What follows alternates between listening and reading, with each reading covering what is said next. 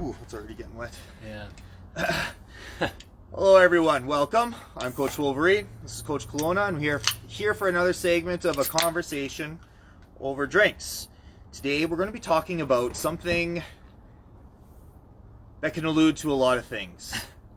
Identity, and how we identify ourselves, and what we identify ourselves with. Now, Coach Kelowna here was getting very passionate on this topic before, so I want to let him take the lead on this one. And So we've got a pretty unique way to take this in regards to like an athletic background on my end. We've got a competitive background. It is quite good, yeah. Competitive background on Dill's end here. So I think one of the biggest things I want to talk about is when we start relating identity to overall wellness. Depending on what you look up, you're going to find the factors of wellness from 4 or 5 all the way up to 8. Stuff we talked about before with your like emotions and everything like that. But another big one I want to talk about, it's brought up in one way on the 8 spectrum, is occupational, and how that attaches to your identity and how that attaches to wellness. So that's a big thing. I was drawing kind of a contrast to Dill earlier about how we equate a lot of our like identity and value to our job, and it's something that doesn't really necessarily make sense because a lot of us show up to jobs we don't like that much. But here's the thing: when we talk about wellness and identity, what we're going to do today is I'm going to draw kind of a picture in regards to fitness and wellness in the gym. Because there's a lot of people that we know personally that we've seen over the long time, and through our experience of both owning a gym, working in a gym, and going to a gym and competing in different aspects, where people, their core identity is directly attached to going to the gym. Not to say that's bad, obviously, to go to the gym, but if it's starting to negatively affect everything else, like if you wholly believe if you lose the gym, you lose a part of yourself, that's not necessarily the best option. To be like, I'm becoming more fit, to be healthier, happier, and all these things. That's a wellness approach to the gym and fitness, and that's what allows us to go out and do things and really enjoy stuff.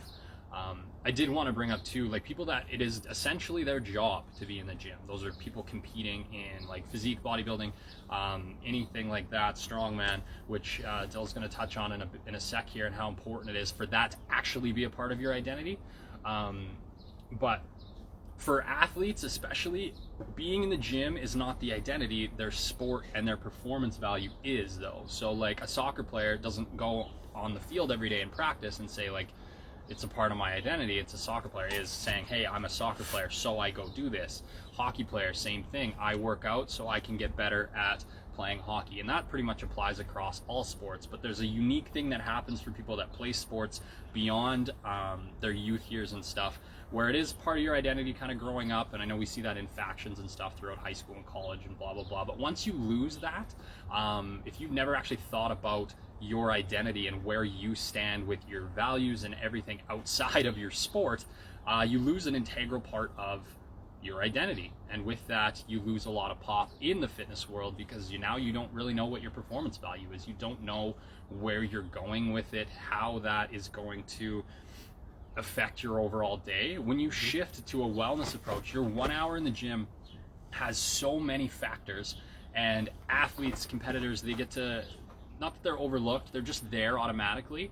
But when you lose that piece, there's a lot of things that you need to think about in regards to the gym. So like, you're there with a plan, so your program. You're there with a community, so your team, your support system. You are there gaining some sort of social aspect, whether it's via social media or you're actually a person who's a little more social in the gym. You feel like it's giving you a purpose because you're there working on increasing performance in a specific area. That's your purpose, and you have goals that align with that, and it allows you to keep moving forward. When you lose that performance aspect as an athlete, and you have never thought about like, okay, what am I going to go to the gym for now? Or, oh, I can skip this, or I don't have to worry about my nutrition so much, and then things start to decline. Your energy is going to decline, your mood declines, all these things decline. That's what I mean by like wellness approach. And when I brought up occupational earlier, being a part of wellness is providing some sort of value to your overall community, and that's why they equate that to occupation. So I don't necessarily, your occupation doesn't need to be the thing that's providing value. It can be the conversations you have, the values you hold, the communities you're a part of. Volunteering is a great way to provide for your community. All of these things are equated to wellness, which is another huge thing that a lot of people are overlooking. But I'm going to pass it back to Dill. He's going to bring up his personal experience with identity and in the gym as he used to compete in strongman competitions. So go ahead. So for a little bit of a more in-depth background, I used to own a gym with a business partner. It started off as a personal training studio, which then evolved into a powerlifting and strongman niche gym. I myself also discovered the sport of powerlifting at this time, fell in love with it, fell in love with the vibe, the people that were there, and the competitive aspect. But it was so very much different than the bodybuilding world. There was a lot less politics from what I was able to see and witness. So it would have been the night before New Year's Eve 2017. I was at work back when I worked in the nightclubs, and I had slipped on a piece of ice. And when I had fell, I remember feeling this blunt pain in my knee, like somebody took a baseball bat to it. And I actually wasn't going to go to the hospital, but my manager basically made me go to the hospital. And so I went, and lo and behold, I found out that I completely tore my quad ligament off the bone. This one right here. Got a nice big scar here where they attached it. So the surgeon basically had two things to tell me after being in Emerge for 12 hours. My leg was so swollen that they could not tell if it was torn, so they had to cut me open just purely to check if it was torn, and then sew it up if it was needed repairing, or sew it back up, and then I would just have a gnarly scar. So, of course, it was torn and got fixed. Throughout that process was almost a 12-month recovery just to get back to what my normal was. And the first 3 months of that recovery, I was bedridden.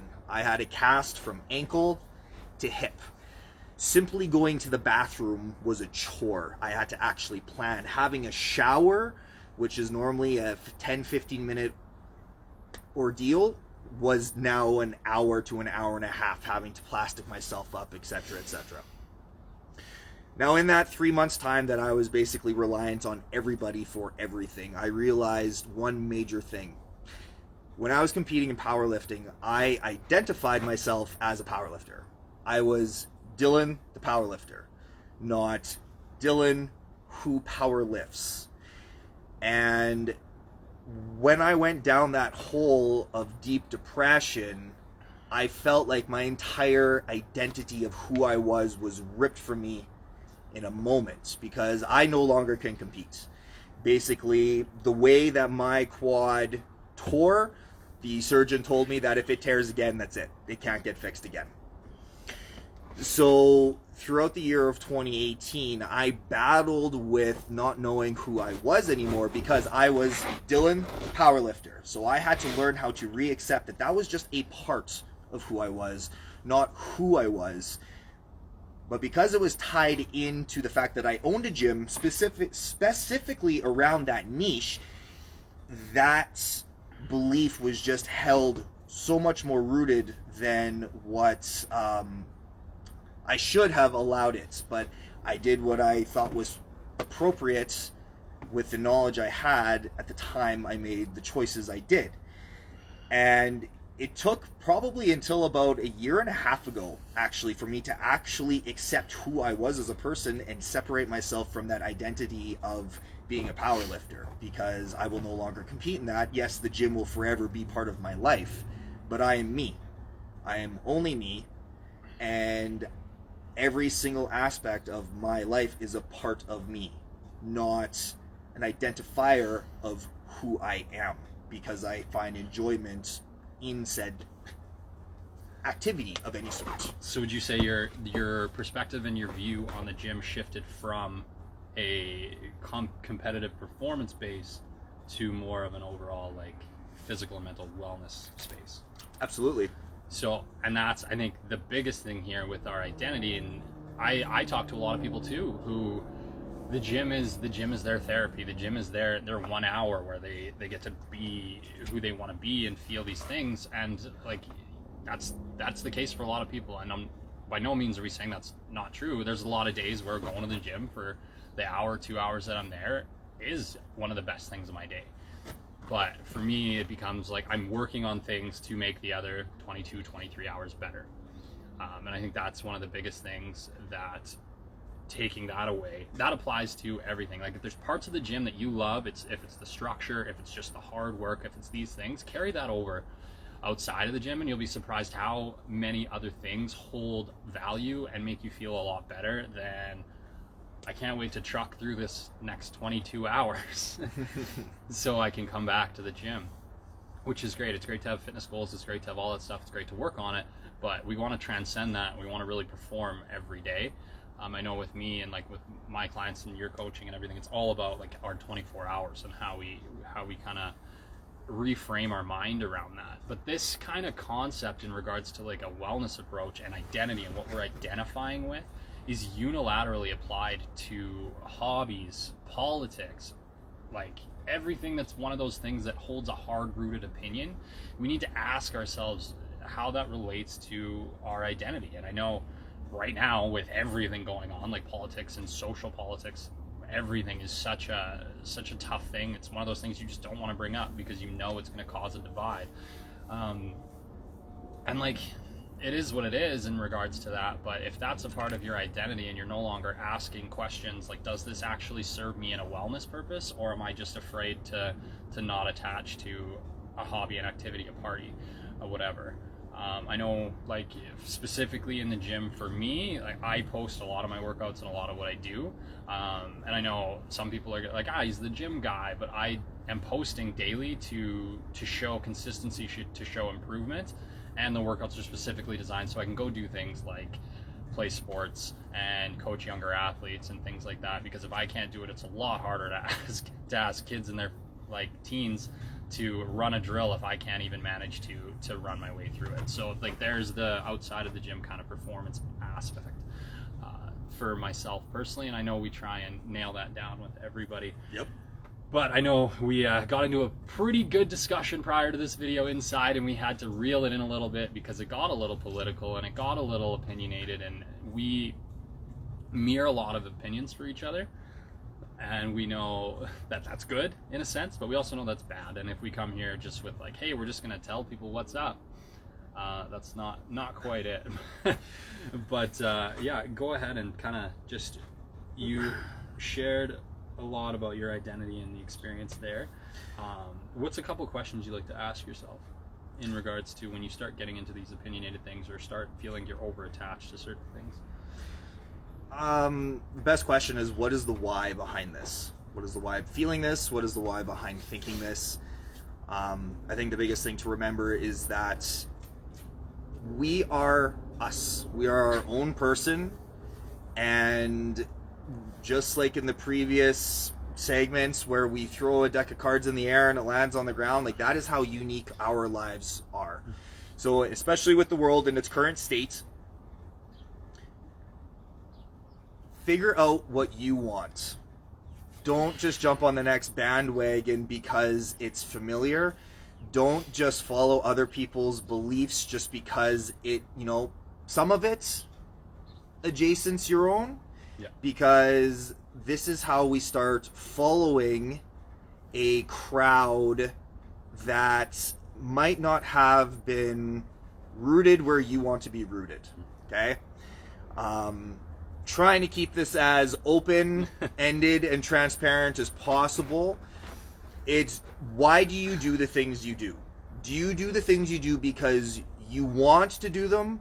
Or do you feel like you have to do them because you have this rooted belief that society is expecting you to follow through with these actions? Through obligations, right? So I think if someone does 9 things you agree with and 1 you don't, you still need to discuss the 1 you don't agree with. 100%. And that's, I think, what we need to look at too. Like if you're going to align yourself with groups, ideas, whatever, Don't just because it's a part of that group. Yep, absolutely, 100%. That's going to be it, without asking questions or without being like, I don't really agree, but I'm going to support it because I feel like I'm a part of it. Just be yourself and support your own values and support everything that way, because it's going to feel a lot better to be like your true self, or to always act in what you believe to be the right way, and then formulate obviously educated opinions and stuff like that. But this is one of the segments on identity, and I know we touched on a lot and we could run on this for a long time. This is one of the ones that I would really like people to comment on, reach out to me personally, and I know Dylan would the same. Let's have some discussions on it, right? If you don't agree with what I said about the gym and about how you kind of look at everything else, then let's talk about it. If you don't agree with this being applicable elsewhere, let's have a chat. And that's what this is, because that's the only way we're both going to be able to get better. And it's not about convincing A or B. It's like, let's bring up some other stuff. It's a huge topic. And identity, there's more and more stuff. Like, people's identities are attached to social media. They're attached to like, people are like, oh, like, I gotta go on 4 vacations a year so I can travel, and that's a part of like my identity, which isn't a bad thing. It's just like, your identity is so much more than just the things you do. It's rooted in the why behind you doing them, and it's who you are. So this is one of the ones, like, I could hammer on this all day, but I think we kind of end it there, unless you've got anything else to run on that. But just remember that you're an individual, right? You are not your thoughts, you are what you do. And just because there are people out there that are making things look like they're fun and cool to do, does not necessarily mean that you have to be doing them as well. Just because some of their beliefs also are your own. You're an individual. It's time that we all start acting like individuals and remembering that we're all part of the human race, looking for peace, love, and wellness, and harmony, and wellness.